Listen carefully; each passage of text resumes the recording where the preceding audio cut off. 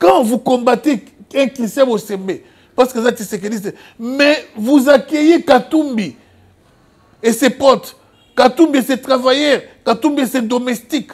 Ce qui m'a agressé Christian au Sembe, c'est par rapport à Caché Naye, il y a Tshisekidiste, par rapport à Caché Naye, il y a Pro Fati. Ah, ça, c'est du n'importe quoi. En tout cas, je condamne cela avec la dernière énergie. Et c'est répété. Ce qui s'est répété, na kolobaloko la mbosso, bisope, tozamibali. Info 243 au cœur de l'actualité. Na condamnant avec la dernière énergie, bande konabiso, baza kobunga mwa rumba. Komba o biso to sala. Na combat où il y a lelo, ils ont bokeseni. Bokeseni munene. Donc ils ont bokokanisami. Attends à 30%. Biso to sala combat. Quand je dis biso, le combat formule ancienne. Où tous la kabatou, il y a France, Belgique, Afrique du Sud, États-Unis, partout unis. Alors, tous la un objectif. Il y a les bosseux qui tête et pays qui occupé par un sujet étranger. Au slogan de mission na toujours Kabila dégage. Zongisaye na Rwanda, Oya Chichi, Zongisaye na Rwanda. Donc par rapport à la nationalité, il y a Liboso, il y a Mibalé.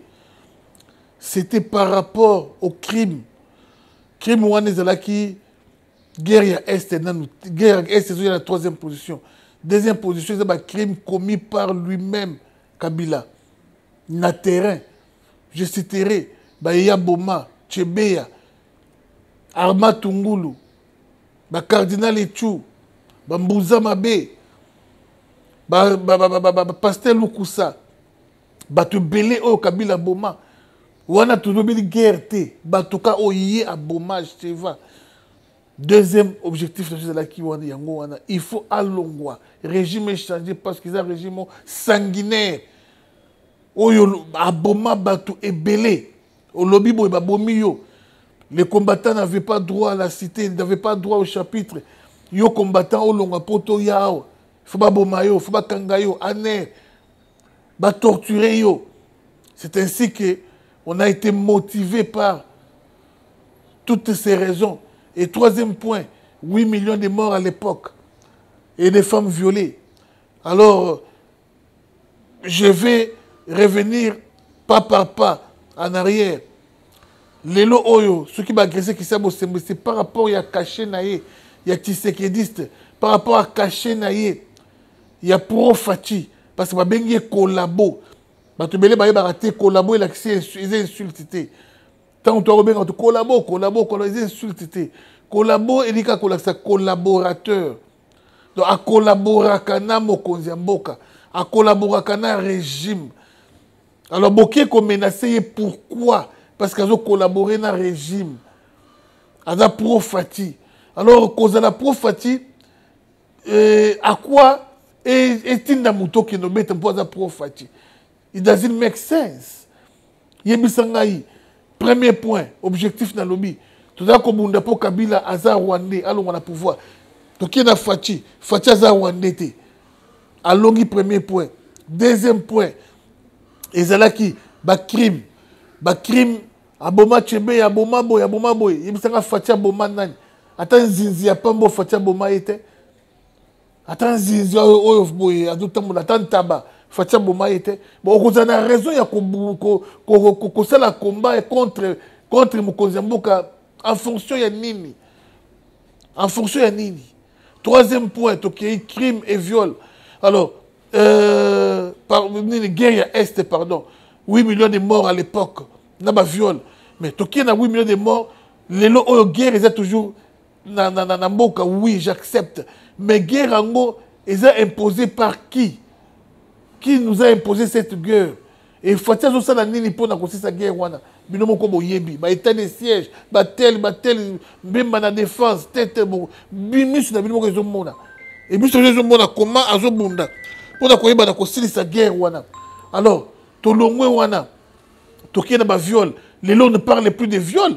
Les lots ont place de ba femme bazo marcher les trucs qui ont ba violer ba tuna est, ba violer ba Fatia silisa viol.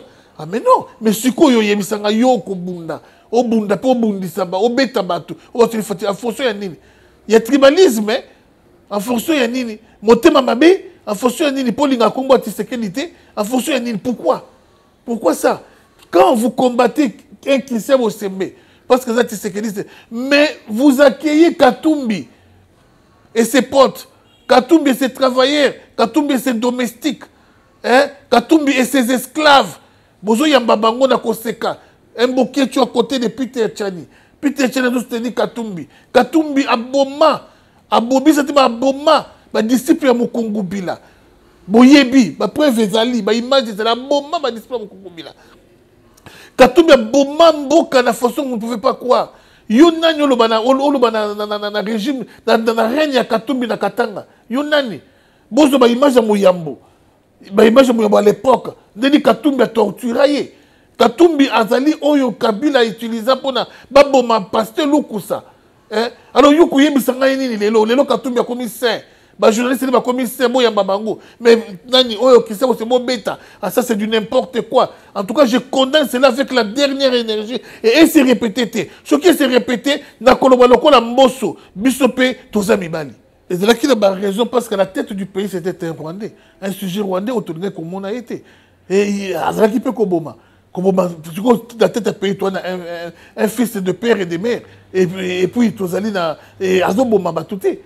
Azobo m'a batouté. Alors, il y a un ici, réseau Zalinini. Ce que on a biloko et mati. Papa, tant qu'il y a un mot comme moko yo yebi na monde entier, biloko et matité. Moko kaka, moi, je prends l'acide. Je me suicide. Tant qu'il y a un mot comme moko biloko et matité. Avènement, il y a Covid. Ça a touché tout le monde. Ça touche le monde entier. Biloko Mati. Oyo Baksana, oya Poutine. Yebisangaï. Afrique d'ici, c'est l'enfer. Kouda, c'est l'enfer. Et puis, Kouda courant, et les sociétés d'Afrique d'ici, c'est un véritable enfer. Alors, Yoko Yebisangaï, on combat très fort pour Nanine. Dis-moi, citez-moi le nom d'une seule personne. Oh, Lelo, Oya Koya, na Congo, na mandat moko, assisi pour ça, ba Congolais nous. Azate, même tu sais que c'est ba Koufi. Au sait que c'est Lumumba, au sait que c'est Kipavita, Kimbangu, mon côté, oh, bah, PC sommaire, bah, PC tête ya pays, na mandat moko kaka, c'est pas si ya ba Congolais, Azan a été. Alors, bah, blablabla, c'est du n'importe quoi. Laissez Fatih tranquille, c'est un fils du pays qui travaille. Si vous osez encore ce genre de bêtises, alors, vous verrez sur quel bois on s'échauffe. Et on vous dira, c'est nous qui avons commencé les combats, et nous connaissons le combat mieux que vous. Parce que, bah, tu belé, bah, yesima, bah, c'est le combat végétarien. C'est le combat végétarien, c'est le combat ya solo. Combat végétarien, il y a mona, yo ba yeba yo après, ba okoma kolia là. Le roi de Baboketu va lire là. Ba yeba yo ba mona yo après. O ba kolia Laurent Sokoko, o tel boye, tel bolia koma kolia mbongo. Le combat on a ambition de ça là yangote. C'est ton boudé va mboka da bosolo. Et puis je voulais encore rectifier pour te dire que moi, nazaka na statut à combattant, mais combattant il y a formule nini. Combattant il y a formule o ba ba do sala wanati. Tout le monde Peter Kazadi, bravo. Bravo, Peter Kazadi, pas un moto. Ministère intérieur et un ministère mounene. Ministère intérieur et un ministère mounene. Alors, un seul mot que je peux ajouter dans nominé, il y a eu des PES. Penser sur ces combattants. Oh, il y a la sans-été. Ne pensez pas à l'intérêt de Binomoko. Ebele ko privilégier ngoté totalement intérêt à ba combattant nande basali ki régime koya ba combattant nde basali ki lelo oyo tokoma place tokomi ba combattant nde basali ki lelo oyo ozo poste oyo zui Peter Kazadi na ba ministre sur UDPS engager les combattants bazo misala. Je reprends, engager les combattants bazo misala. Fatih n'est plus un sujet de l'UDPS comme tel, oh, les lois à combattre, mais ça là, tout ça, non. Fatih a pensé Bino passe. Alors, Bino, pensez à vos enfants. Pensez à vos frères. Pensez à vos collègues. Oh, les lois, besoin de gaz lacrymogène. C'est très important. Bosunga, bazomi ça là. Au lieu de matolo, comment système il y a ministre et UDPS. Chaque tongo, chaque jour, les combattants à IDPS, ils ont bigo ko 5 kambongo. Ba bigo ko 5 kambongo. Les lobby c'est $500, lobby $1000, lobby ko 2000, lobby ko 500, tu vas te fatiguer. Apprendre aux combattants à pêcher. Au lieu, en place de leur donner du poisson, apprenez-les à pêcher. Pesa ba combattre misala.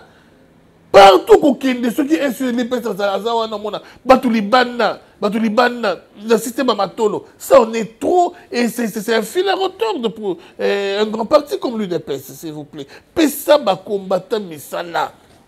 Ministère intérieur, ministère monene oh beaucoup créer même emploi. Até zate beaucoup créer emploi. Mobutu a créé ma garde civile, ils ont la raté. Ils ont la raté. Beaucoup créer ma emploi, pour couper ça. 300 personnes m'ont engagé. 500 personnes m'ont engagé. Et vous allez très bien. Alors, Tolongo Wana, Jean-Pierre Mbemba, tout le monde a salué. Boye, il y a un ministère, il y a défense. Et on attend, lui-même l'a dit dans le discours. Tant et comme il y a action, toujours c'est la action. Je sais qu'il a un morceau dur, mais il va s'en sortir. Parce que c'est un fils du pays. Kamere, la question m'a été posée plusieurs fois sur Kamere. Moi, je ne suis pas Fati. Fati a tué Kamere personnellement. Il a confiance en Kamere. Il sait ce que Kamere va apporter dans l'économie pour l'intérêt en Boka. La question, Motu Nango vraiment Fati. Mais en passant, je vous dirais, comme j'avais répondu une fois, toujours quand on a la même chaîne 243, Motu n'a pas fan de soyez fidèles dans la chaîne Oyo, que la politique, c'est un jeu d'intérêt. En politique, il n'y a pas d'ennemis éternels, et en politique, il n'y a pas non plus d'amis éternels. En politique, il n'y a que des intérêts. Alors, Fati a été soutenu par Kamere en 2018. Fati a gagné les élections. Et en 2023, maintenant, qui y a le poids de Kamere à l'Est, on a pensé à Bahati, mais un véritable gigolo, un véritable Tintin. Bahati, qui joue les double G. Bahati, d'après Bakamusu Batouazoloba, qui a zappé dans M23. Et Bahati, ceux qui m'ont vu, tu as place à Bahati. À 50%, peut-être qu'on souhaitait toujours départ à Fati. Parce que c'est leur constitution, ceux qui Fati a zappé les lots, c'est Bahati qui prend la tête. Alors, ce que tu as place à Bahati, on va souhaiter ni. On souhaitait ni yebisanga. On peut mettre la boutou ya mo ya nyoso pour que yo pose ni moi si na yo on peut se conseiller ni. Hein? Le lobby va bien première dame. Bana na yo on peut se conseiller ni. Lobby ba ko ba Fanny Tshisekedi, ba Anthony Tshisekedi. Allez-y comprendre. Alors s'il y a des gens qui ont se méfier na yema kasi positionner silence, fait ça c'est facile Bahati. Et puis Bahati est le plus grand bénéficiaire d'un régime où on connaît Kamatunyo. Pourtant, c'est un kabiliste. Ah, Moutoyo a travaillé dans Kabila. Ti na dernier souffle na ye. Ti na Kabila logo na pouvoir. Bah, était toujours dans Kabila. Ce qui, bah, Tchaka, Tamwe Mwambate comme candidat, et bah, l'Ignara Tamwe Mwambate comme candidat FCC, na candidature na tête à Sénat. Bah, tu as les gaz à la car. Parce que bah, où est les places, voilà. Le coup, là, Boyaki, FCC Boyaki, bah, et aligné Tamwe Mwamba. Des bah, tu as Tomboka. Ndatomboka ne peut pas comme le banda intérêt dans ya biso zawapi est-ce que qui se prouve que Bahati et puis Bahati n'est pas azakane na batouté ne trompez-vous Bahati na batouté azakane na drapeau na batouté Bahati peut avoir même 5 milliards de drapeaux 5 milliards de drapeaux sur la télévision mais oui ça c'est vraiment donc tous les Congos sont derrière et tous les Congolais sont derrière Bahati et ça va drapeau base ya Bahati ezalaka wapi nana na mona na Kingasani bada Kingasani ti na ipene na moni bato Bahati te non ezali bato o Kabila a fabriqué na veille à élection pour na base ka majorité et comme ka na ngambo na bango be ngana yeba ka jour à publication la 3h du matin na veille oh zambe ba parti ni to yeba INC to yebi ba UDPS to yebi ba MLC to yebi mais na kama kanga mouye B C Y parti et où tu wapi ti to zela ko bunda ba to yoka tate ke o ba to parti mo boye rien et l'autre parti moko ba créer on ba bik kaka boye sans bateau. Alors, Balaboko a une majorité, des Bibisa Bahati, ceux qui n'est rien. Et il n'est même pas éloquent. Il ne sait pas parler. Bahati, discours, il y a Bahati, il y a beaucoup Kanga. Discours, parce qu'il y a Bahati à gauche, il y a Mbosso à droite. Mbosso au Kangebele, dans la capé mobile, quitter les groupes armés. Et oh, vous savez, Kolobani, ni na Bossa, ni dans la théâtre, tu comprends, mais Bahati. Et Bahati, il y a un discours, ni Bahati à soutenir le chef de l'État. Mbosso l'a fait quand nous, qui est la zone rouge. Mbosso ayebi na kolongola kombo ya zone rouge wana a fataliser Kanluka Mbosso. Allez-y comprendre. Mais Bahati, qu'est-ce qu'il a fait? Bahati est plus que Fayoulou chez Fati. Alors il y a Fati a compris sa confiance dans Est que Bahati a compris ma voix. Non, c'est ainsi que Chita Sima peut-être à vu quand même on est en politique naïe. Quand cela ne tienne, je crois que Warrior on nous sommes nommés. Bakosala et l'oko moya munene. Kaboul, tout le monde a aimé vraiment. Kaboul, c'est très bien. Mais Mouye Bakiloko Moko, supporter Ayebi, après ça, image ya koyeba kolekana joueur. Et là, tu vas bosser. Tout le monde a lobby négativement sur Kaboul. Mais il y a qui supporter après ça, image ya koyeba. Il fallait qu'il batte Chabani non da place wana. Mais football na biso boyer, il faut malongo na Costa au mari. Il faut boyer, il faut téléboyer, il faut boyer. C'est bien. Pratique c'est quoi. Alors Kaboul, toi, besoin de fouiller. Et Kaboul, comment on peut la citer? Donc, Mouyibi, il y a un cas de pour la retransmission de match. Et lui-moi, Karaboué. Et lui-moi, Karaboué, tu vas côté de monde spirituel grave. Il y a une situation, il y a une situation dans la seconde. Il y a une alors, Kaboul servir le peuple congolais. Kaboul servir des combats mourir sport. Et conseille très bien, connaissance non sur Wana, Tchango sur quoi en pratique. Voilà. Info 243 au cœur de l'actualité.